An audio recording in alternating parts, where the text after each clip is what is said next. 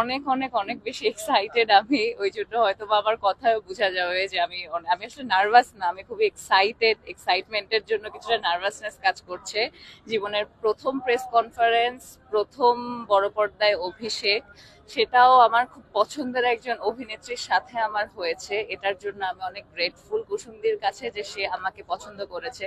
কুসুমদি আমাকে বলেছিল যখন বেলি চরিত্রটা সে ভাবছে বা সে যখন খুঁজছিল, আমি মনে হয় 70 বা 71 নাম্বার মানুষ যে তার আগেও এতজনকে দেখে ফেলেছে, যাদের অডিশনে নেওয়া হয়েছে, এবং বেলি চরিত্রটা তাদের মধ্যে কুসুমদি পায়নি। কিন্তু আমার ছবি যখন কুসুমদি দেখেছে, দেখার পরেই আমার কোনো অডিশন লাগেনি, কিছু লাগেনি, আমার ছবি দেখেই কুসুমদি নাকি বলেছে যে না, এটাই আমার বেলি, আমার ওকে চাই, ও আমার বেলি।